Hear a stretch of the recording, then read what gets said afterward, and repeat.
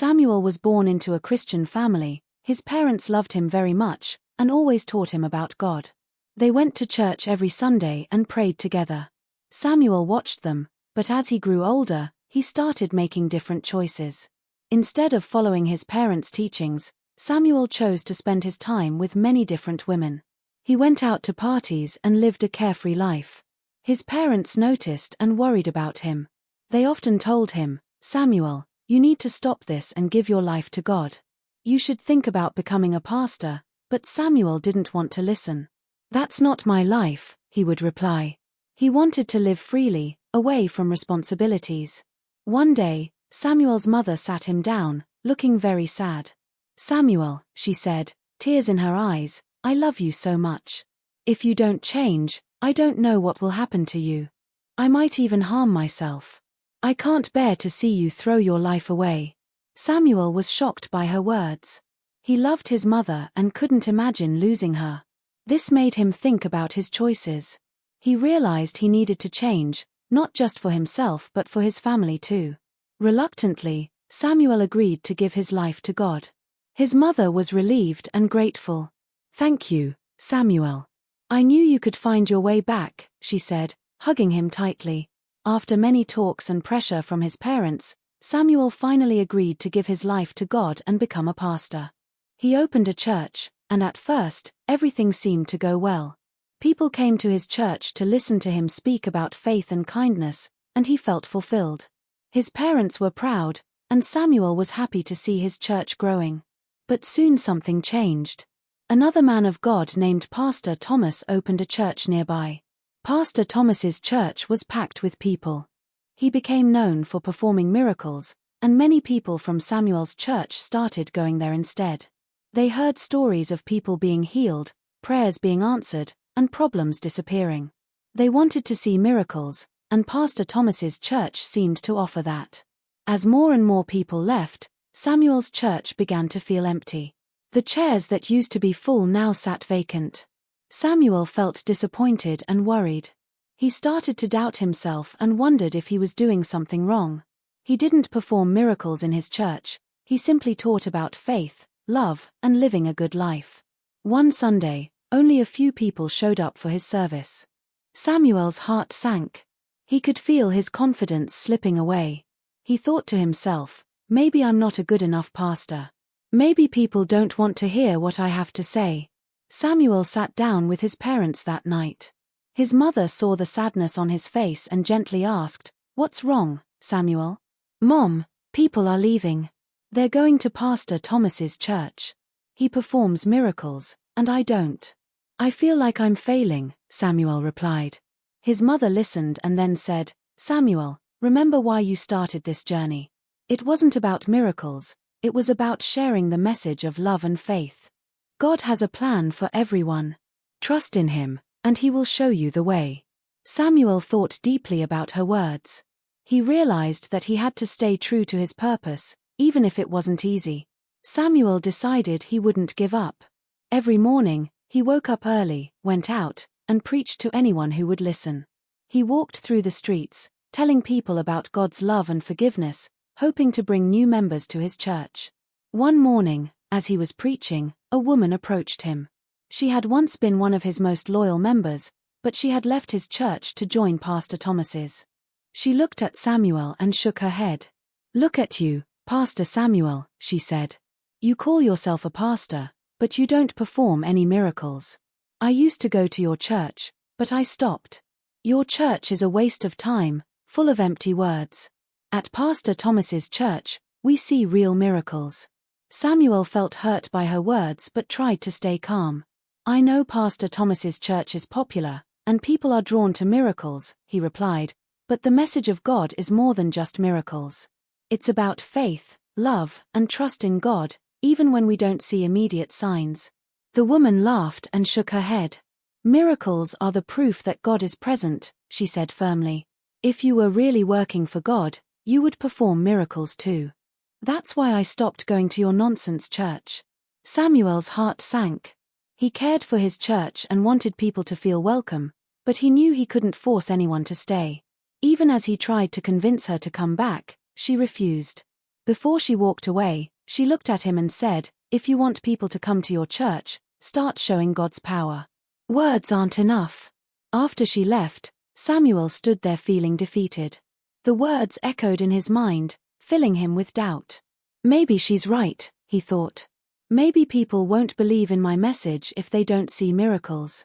Samuel was feeling defeated after hearing the woman's harsh words. He went home frustrated and tired. That night, he sat with his mother and said, "Mom, I'm done. This is not the life I want. People are leaving my church. They say I don't have God's power because I don't perform miracles. No one is coming anymore." His mother looked at him with kind eyes and said, "Samuel, I know this is hard, but you need to be strong and patient. Rome wasn't built in a day. With time, your church will grow. Trust in God and don't give up." But Samuel was too upset to listen. He shook his head angrily, got up, and stormed out of the house. He walked down the lonely streets, feeling completely lost. His mind was filled with questions and doubt. He wondered if he was even meant to be a pastor. As he walked alone under the moonlight, an old man suddenly appeared out of nowhere. Samuel was startled. The man had a wise face, his hair and beard white as snow, and his eyes sparkled like he knew all the answers. "Samuel, my son," the old man said in a gentle voice, "I see you are worried. Tell me what troubles you." Samuel was shocked. He hadn't seen this man before. "Who are you?" he asked. The old man simply smiled and said, "I am here to help you. I know about your church and I know how hard you've tried. But let me tell you something, Samuel. Pastor Thomas uses special powers to heal the sick and make miracles happen. His powers don't come from faith alone. If you want to be like Pastor Thomas and have a full church, you must go the spiritual way." Samuel felt a chill down his spine. "Are you saying he uses dark powers?" he whispered. The old man nodded slowly. "Yes, Samuel.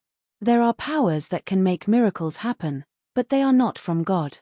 If you want to make people believe in you, you can use these powers too." Samuel shook his head firmly. "No, that goes against everything I believe. I want people to come to my church because of God's love, not because of tricks." The old man looked at him and smiled mysteriously. "I understand, but remember this, if you ever change your mind, just shout Great One 3 times, and I will appear. I can give you the power you desire." With that, the old man disappeared into the shadows as quickly as he had appeared, leaving Samuel alone on the dark street. Samuel walked home, deep in thought. He knew he could never use dark powers, but he also wanted his church to grow. As he lay in bed that night, he couldn't stop thinking about what the old man had said. The temptation was strong, but he knew it was wrong. "No, I won't do it," he finally said to himself. "I want to do this the right way. I'll go to Pastor Thomas in the morning and ask him to show me the way. Maybe there's something I can learn from him." Samuel felt more at peace with his decision and closed his eyes, hoping for a better tomorrow. The next morning, Samuel put on his best suit and went to see Pastor Thomas. He had decided to ask him directly how he had built his church so fast.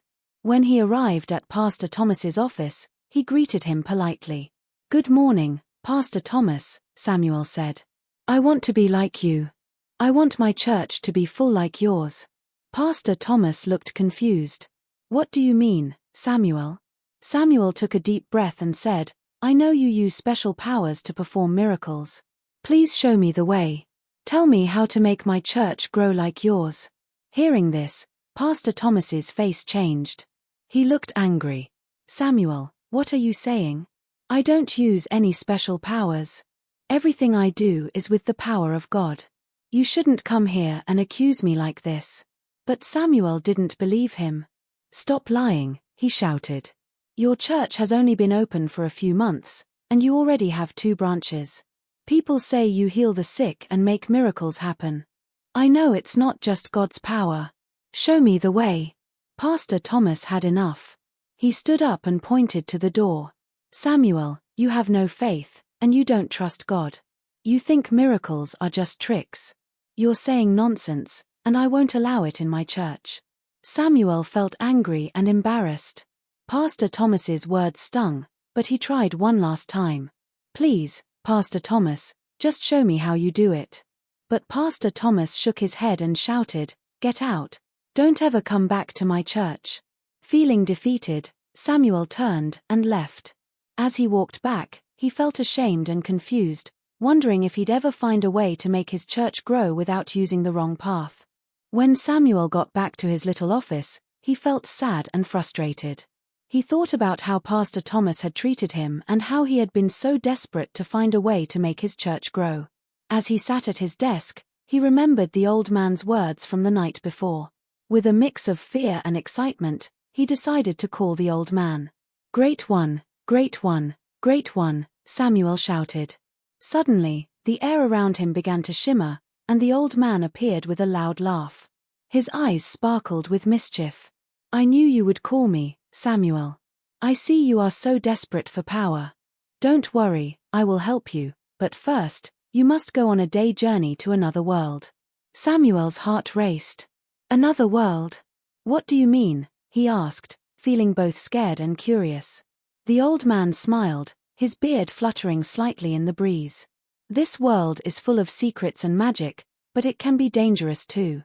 You will need to complete some rituals to gain the powers you seek. Are you ready for this journey?" Samuel took a deep breath, feeling the weight of his decision. He wanted to prove himself and help his church grow, even if it meant stepping into the unknown. "Yes, I'm ready," he replied. "Good," the old man said, "but remember, you must follow my instructions carefully. The journey will be long, and you will face challenges along the way. Only the brave can succeed." With that, the old man waved his hand, and suddenly the room around Samuel began to change. The walls melted away, and he found himself standing at the edge of a dark forest. The trees loomed high, their branches twisting like fingers reaching for the sky. A mist hung low in the air, and Samuel felt a chill run down his spine. "Follow the path and don't stray from it," the old man instructed. "The journey will take you to the spiritual world.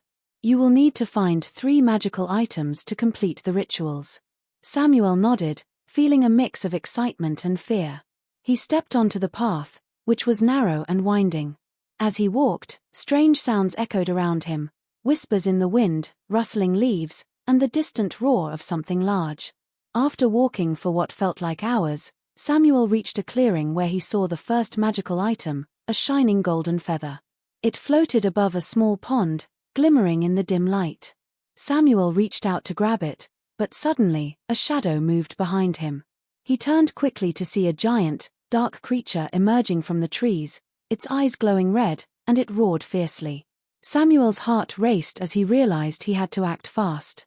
He remembered the old man's words about bravery. "Leave me alone," Samuel shouted, trying to sound brave. The creature snarled but paused as if surprised by his courage. In that moment, Samuel reached for the golden feather and grasped it tightly. As soon as he held it, a warm light surrounded him, and the creature shrieked in fear, retreating back into the shadows. Breathing heavily, Samuel knew he had to keep going. He continued down the path until he reached a dark cave. Inside, he could see a glowing blue crystal on a pedestal, but as he stepped closer, he noticed that the cave was guarded by a swirling mist that whispered strange words. "Only the true-hearted can pass," the mist hissed. Samuel thought about his journey and how he wanted to help his church. He raised his chin and declared, "I want to serve God and help others." At that moment, the mist parted, allowing him to grab the crystal. The moment he touched it, he felt a surge of energy flow through him. Finally, Samuel made his way to the last stop, a high mountain where a silver chalice awaited him. As he climbed, the wind howled around him, trying to push him back. He stumbled but pressed on, determined to reach the top. When he finally reached the summit, the chalice glowed brightly. Samuel carefully picked it up, and a powerful feeling washed over him. With all 3 magical items in hand, Samuel felt a mix of fear and excitement. He knew he had completed the tasks, but he still wondered what would happen next. As he turned to leave, he saw the old man waiting for him at the edge of the mountain. "You have done well, Samuel," the old man said, grinning. "Now return to your world, and you will have the power you seek. But remember, with great power comes great responsibility. Use it wisely." With a wave of his hand, The old man opened a portal. Samuel stepped through, feeling the weight of his decisions on his shoulders. He had chosen a dangerous path, but he was determined to find a way to help his church grow. As he emerged back in his office, he held the golden feather, blue crystal, and silver chalice tightly. He knew he was about to begin a new chapter in his journey, a chapter filled with challenges and power. The next day, Pastor Samuel woke up with a strange feeling in his heart. He had completed the old man's ritual, holding the golden feather, blue crystal, and silver chalice. Today, he thought, I will show people the power I now hold. He put on his best clothes and went out to preach in the streets, feeling more confident than ever. As he walked, he saw a small crowd gathering around a crippled man who couldn't walk. Samuel felt a surge of excitement. This was his chance to show the people his new power. He approached the crippled man and said, "Rise and walk." He stretched out his hand, calling on the powers he believed he had received, but nothing happened. The crippled man looked at him with confusion, and so did the crowd. They began to whisper, and soon laughter and mocking words filled the air.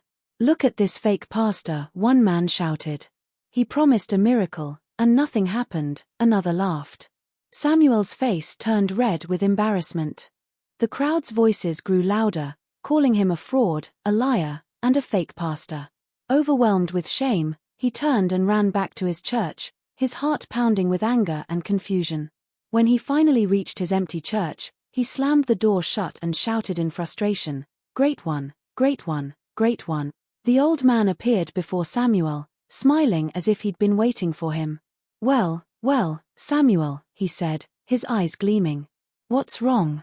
Why did you lie to me?" Samuel yelled, his face red with anger. "You promised me powers, but they didn't work. I was embarrassed out there." The old man chuckled. "Oh, I forgot to mention one little thing. There is a fourth step to the ritual." Samuel felt a cold knot in his stomach.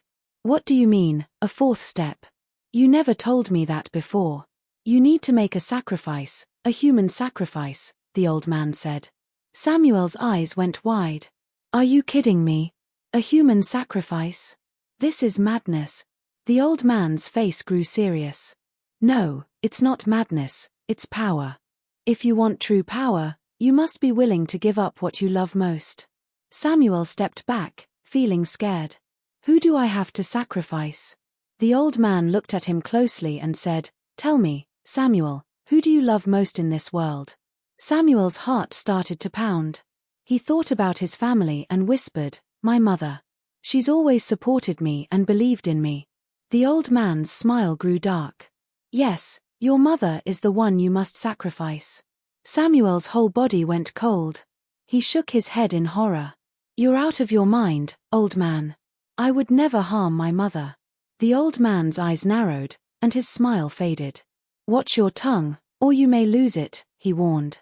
"If you truly want the power you asked for, this is the only way. You have 3 days to decide." Samuel felt trapped. He wanted the power, but he couldn't even think of hurting his mother. He loved her more than anything. "What if I don't do it?" Samuel asked, his voice barely a whisper. The old man's gaze turned dark. "If you refuse, the power you tried to gain will turn against you. You will lose your mind, and in 3 days, you will die." With those words, the old man disappeared, leaving Samuel alone in his empty church, his warning echoing in the air. Samuel sank to his knees, his mind racing with fear and sadness. He realized that his desire for power had led him down a dark path, and now he had to make an impossible choice. Every second felt heavy, and he felt completely lost, torn between his love for his mother and the promise of power. Samuel went home that night with tears in his eyes, feeling completely lost. As he entered the house, his father noticed his sad face and asked gently, "Samuel, what's wrong? Why are you so upset?" Samuel didn't want to answer at first. He just shook his head, trying to hold back his tears. But his father kept asking, not wanting to see his son in such pain. Finally, Samuel gave in and lied. "I'm losing members every day at the church. People are leaving because they don't see any miracles, and I feel like a failure." His father placed a hand on Samuel's shoulder and looked him in the eyes. "Samuel, you must be patient with God, he said softly. Building something strong takes time, and faith is not about quick results. Do not let yourself be tempted into taking shortcuts. That night, as Samuel lay in bed, the old man appeared at his bedside, his eyes gleaming in the dim light. He held a deep red cloth in his hands and looked at Samuel with a stern, serious expression. Take this cloth, the old man commanded, his voice cold and direct. Go to your mother's room and cover her with it while she sleeps. Only then will the power be yours. Samuel's heart pounded as he took the red cloth, feeling its strange, heavy weight. A wave of doubt washed over him, but he remembered the old man's warning. He would lose his mind if he didn't complete the ritual. Quietly, he tiptoed down the hall to his mother's room. She lay there peacefully, her breathing soft and steady. Samuel hesitated, looking at his mother's gentle face, but the pressure of the old man's words rang in his head, louder and louder, until he finally pulled the cloth over her, covering her completely. The next morning, Samuel's father went to check on his wife, as he did every morning, expecting to see her warm smile greeting him, but today there was only silence. When he touched her hand, it was cold. She didn't move, didn't breathe.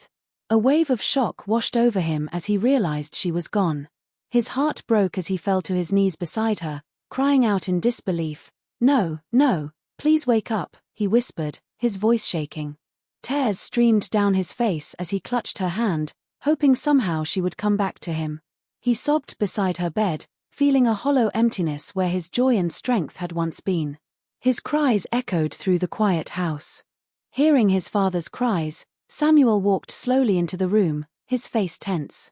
He saw his mother lying still and his father kneeling beside her, shaking with grief. Samuel's heart felt like it was caught in a storm, pain, guilt, and fear all tangled together. He wanted to look away, but he knew he couldn't. He was the reason his mother was gone. Samuel took a deep breath, trying to steady himself, and knelt beside his father. He forced himself to cry, letting tears fall down his face. Some of the tears were real, for he did love his mother deeply, and now she was gone forever, but part of him cried out of guilt, for he knew he had brought this upon her. Oh, mother, Samuel whispered, his voice cracking, why did this happen? His father's sobs grew louder as he held on to his wife's hand, his face filled with heartache. Samuel's father didn't notice the shadow of guilt in his son's eyes. 2 days after his mother's funeral, Samuel returned to his church for the Sunday service. He felt tired and sad, but when he arrived, his mood changed quickly. He was shocked to see the building packed with people. Not only was every seat taken, but many people stood outside, peeking through windows and doors just to get a glimpse of the service. Samuel felt a rush of excitement and smiled, feeling proud. At that moment, he thought his sacrifice had finally paid off. As the service began, Samuel stood in front of the crowd, and everyone listened closely to his words. People looked at him with respect, and for the first time, Samuel felt powerful. He introduced himself as Prophet Samuel, proud of his new title. His words were full of energy, and people nodded along, feeling moved by his preaching. Suddenly, a woman walked through the crowd, leading a blind man by the hand. She brought him to the front where Samuel stood and asked, Prophet Samuel, please help him, he cannot see. Pray for him to be healed. Samuel looked at the blind man, feeling both nervous and excited. He remembered what the old man had promised, that with his mother's sacrifice, he would gain special powers. Samuel lifted his hands and began to pray. Loudly asking for the man's sight to be restored, the whole crowd was silent, watching and waiting. Then, something amazing happened. The blind man blinked, looked around, and shouted, I can see, I can see. His face lit up with joy as he looked at the crowd for the first time. The people gasped, then cheered and clapped, thrilled by the miracle they had just witnessed. Some people even started to cry with joy, and many praised Samuel, calling him a true prophet. Word about Samuel's church spread quickly. People who heard about the miracle wanted to come and see the prophet Samuel for themselves. Soon, his small church became the talk of the town, and more people than ever came to his services. Samuel felt happy and proud of the power he now held, enjoying the respect and admiration from everyone around him. As the weeks went by, Samuel's church continued to grow at an unbelievable pace. People filled the seats every Sunday, and more miracles were said to happen in each service. But Samuel's father began to feel uneasy. He noticed how quickly the church was growing and started to hear whispers around town. Some people were gossiping, saying that Samuel's success seemed strange, and there were rumors that he might have used his own mother for some kind of ritual. One evening, Samuel's father decided to talk to him. He called Samuel to sit down and looked him in the eye, his face serious but filled with concern. "Samuel," he said gently, "I want to ask you something, and I need you to be honest with me." Samuel looked at his father, his face turning serious as well. "What is it, father?" he asked, already feeling a bit defensive. His father took a deep breath and said, "I've been hearing things, Samuel. People are saying strange things about how your church is growing so fast. Some are even saying," he paused, not wanting to believe the words he was about to speak, "some are saying you may have done something wrong to gain all this power, that you used your own mother." Samuel's face darkened with anger. He felt insulted, as if his father was doubting him and his work. "How could you think that, father?" he said, his voice rising. "I am a man of God. I prayed, and the power of God answered me. How could you even listen to such rumors?" His father stayed calm, though his eyes were filled with sadness. "I just want to make sure, Samuel. The way things changed so quickly, it doesn't feel natural. I've seen many churches grow, but never like this." Samuel clenched his fists, feeling a mixture of anger and guilt he tried to hide. "You don't have faith, father. Instead of supporting me, you believe these lies and rumors." He felt his voice rising again, but he didn't care. "And why don't you come to my church anymore, father? Why don't you see for yourself the miracles that happened there?" His father sighed and looked down.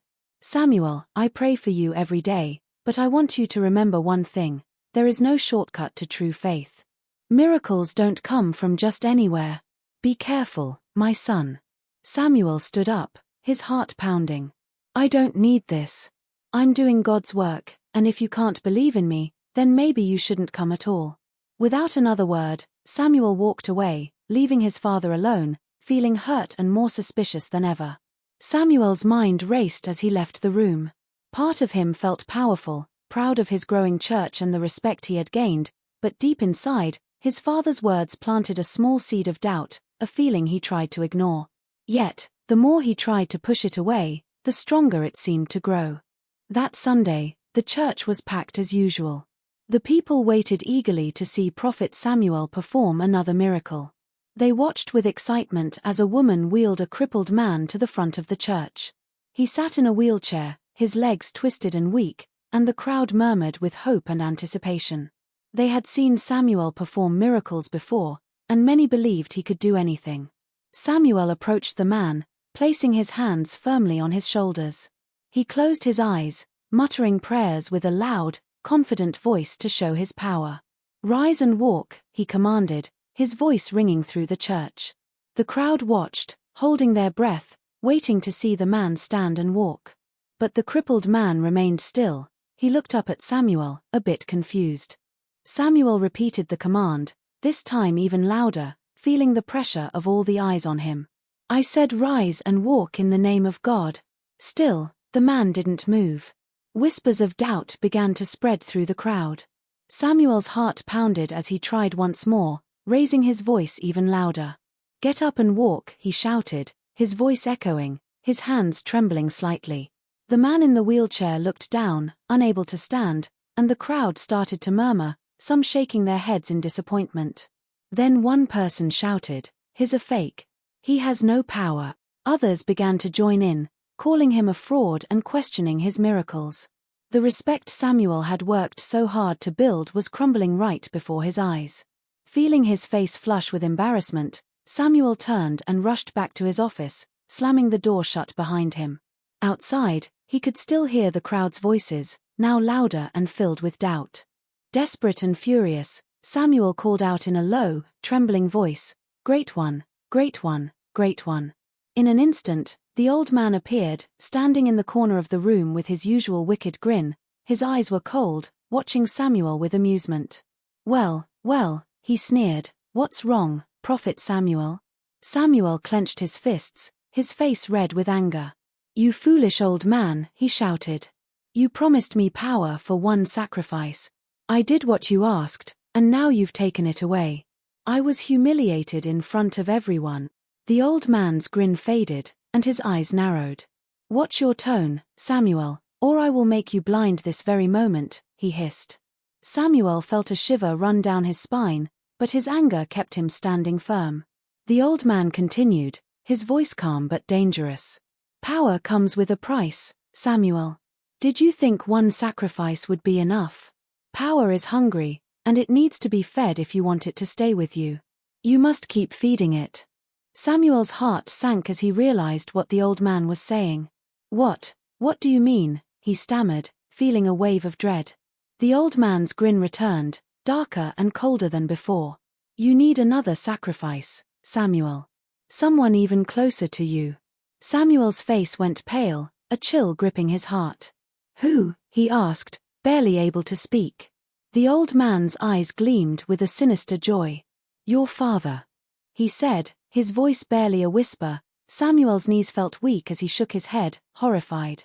"No, not my father, I can't do that." The old man's face grew dark, his grin disappearing. "You have no choice, Samuel. You wanted power, didn't you? You wanted respect. Then do as I say. Bring your father as the next sacrifice, or everything you have built will come crashing down. People will see you as nothing more than a powerless fool." Samuel felt trapped, torn between his love for his father and his hunger for power.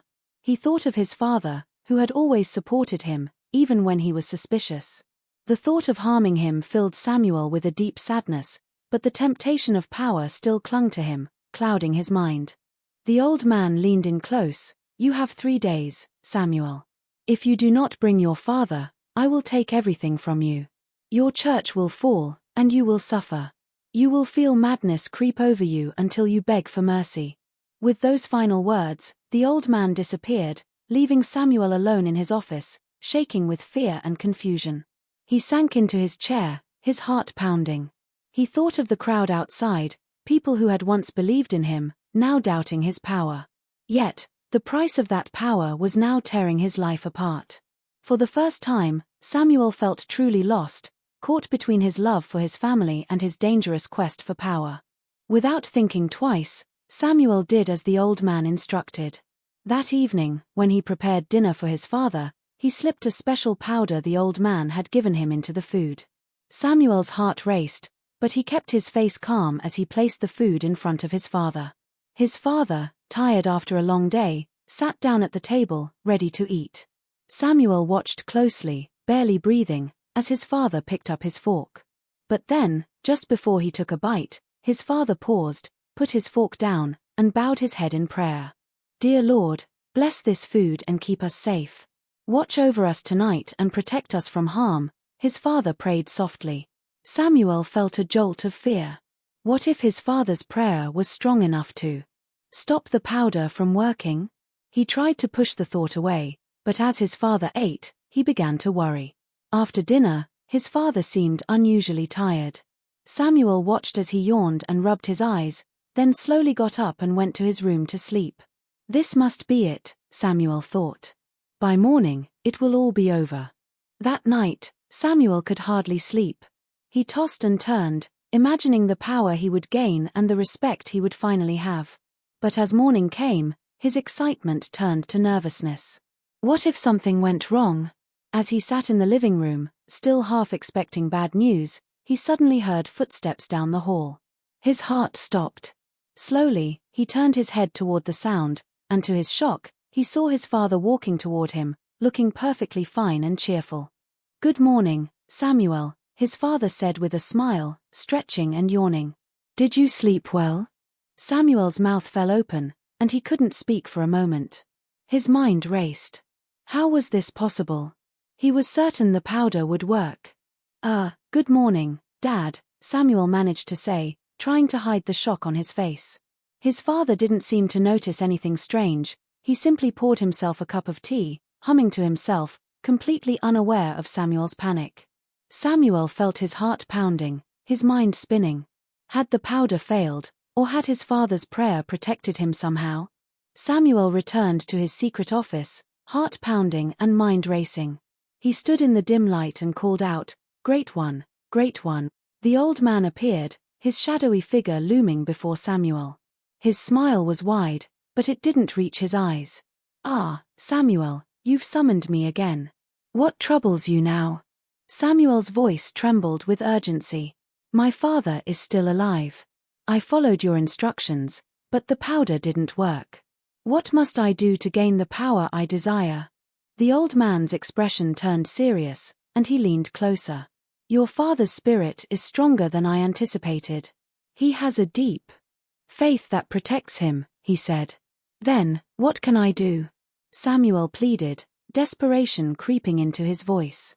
The old man's smile faded, and he looked at Samuel with a serious expression. "If you truly want the power you seek, you must give up something even more valuable." Samuel felt a chill run down his spine. What do you mean?" he stammered, already feeling a sense of dread. The old man's eyes glinted with a cold, calculated look. "Your manhood, Samuel. The ultimate sacrifice." Samuel's face went pale, his body stiffening in shock. My manhood," he whispered, barely able to get the words out. He could hardly believe what he was hearing. "Yes," the old man replied, his voice calm and steady. "This is the price of true power. Are you willing to pay it?" Samuel felt dizzy, his mind racing. This was too much, too far. The thought of losing such an important part of himself made him feel weak, but he also remembered his hunger for power, for respect, and for all the things he thought he deserved. Samuel made the decision to go ahead with the sacrifice. He felt a mix of fear and excitement as he prepared for what was to come. The old man guided him through the dark ritual, and with a swift and painful process, Samuel lost his manhood. It was a heavy price to pay, but as the days passed, he began to feel different, powerful. Soon after the sacrifice, Samuel's church started to grow rapidly. People came from all over to see the miracles he performed. The story spread quickly, and he opened a new branch of his church in a nearby town. Samuel was thrilled as he stood before large crowds, preaching confidently and performing what he claimed were miraculous healings. He felt like a true prophet. One Sunday, after a particularly busy service, Samuel's father came to visit him at the church. He looked around in awe, amazed at how successful Samuel had become. "Son, you've done so well for yourself," he said with pride. "Your church is thriving. Why don't you think about getting married? A family would make your life even more fulfilling." Samuel smiled politely but shook his head. "No, Dad, the Lord has not revealed the right woman for me yet," he replied, trying to sound convincing. Inside, he felt a twinge of doubt. Was it really the Lord's will, or was it just his own fear of attachment? His father nodded, though a look of concern crossed his face. "You know, having someone by your side can bring joy and strength. It's important to have love in your life." Samuel brushed off his father's words. "I have my church, and that is my focus right now. I need to continue my work and spread the message." As the weeks went by, the church continued to grow, and Samuel enjoyed the admiration of his followers. Yet, late at night, when the crowds had gone home and silence filled the church, he sometimes felt lonely despite his success. There was a part of him that wondered if he had made the right choices, but every time those thoughts crept in, he pushed them away, reminding himself of the power he now possessed and the respect he had earned. He was determined to stay focused on his mission, even if it meant sacrificing love and companionship. After all, he had paid a high price for his power, and he wasn't about to let it go. One day, as Samuel was greeting members after a Sunday service, his eyes fell on a young woman named Anointed. She was kind, dedicated to the church, and always eager to learn more about faith. Samuel felt an immediate connection to her, something he hadn't felt in a long time. As weeks passed, Samuel and Anointed started spending more time together, talking after services and even meeting outside of church. Samuel felt truly happy in her presence and realized he was falling in love. He couldn't remember the last time he felt so close to someone, and Anointed's warmth made him feel alive in a way that preaching and miracles never had. Eventually, Anointed noticed Samuel's growing affection, and soon they began dating. She loved how dedicated Samuel was to his church and respected his commitment. However, one day, as they were talking, she brought up the topic of intimacy. She looked at him with a shy smile and said, "Samuel, we're in love. Don't you think we should take the next step in our relationship?" Samuel quickly cleared his throat. He looked into her eyes and said, "Anointed, I believe in doing things the right way. I think we should get married before taking that step." Anointed respected Samuel's faith and commitment, and agreed, thinking it was because he was a man of God. She smiled and nodded, "All right, Samuel, I'll wait. I admire your faith." Samuel felt relieved, grateful that she understood, but deep down he knew there was more to his hesitation. He felt the weight of the secret he was hiding, a truth that could change everything if Anointed ever found out. Just 2 months after Samuel and Anointed were married, Samuel's father couldn't hide his excitement. One evening, as they all sat together after a family dinner, his father leaned over with a warm smile. "Samuel, my son," he began, "I can't wait to carry my grandchildren. It will be such a joy for me to see the next generation." Samuel forced a smile, nodding, "Me too, Dad. I look forward to starting a family with Anointed." Anointed, seated beside him, reached over and squeezed his hand, her eyes shining with joy and hope for the future. She too dreamed of having children, filling their home with laughter and love. But as Samuel spoke, a pang of worry stirred in him, knowing the truth he hadn't shared. Weeks turned into months, and Anointed started to feel a quiet worry growing inside her. Since they had been married, Samuel had not once made any move toward intimacy. At first, she thought it was just a part of his strong faith, or perhaps he was waiting for a special moment, but as time went on, her patience turned into confusion, and her confusion into insecurity. One evening, Anointed decided to confront him. She took a deep breath, gathering her thoughts, and went to Samuel as he sat in his study. "Samuel," she began softly, "I need to understand something. Why haven't we, shared any intimate moments? We're married now, is there something wrong?" Samuel paused, caught off guard by her question. He looked at her with a forced calmness and replied, "The Lord has not given me the instruction to take that step yet, Anointed. We have to be patient and follow His guidance." Anointed tried to smile, but Samuel's answer left her feeling more confused than before. As she returned to her room that night, her mind raced with thoughts and questions. She looked at herself in the mirror, wondering if there was something wrong with her. Was she not attractive enough? Was she not what he expected? Dear viewers, do you think she would ever discover the truth about her husband? What do you think her reaction will be? Leave a comment with your thoughts, and stay tuned for part 2. Don't forget to like, share, and subscribe, and turn on post notifications so you won't miss what happens next.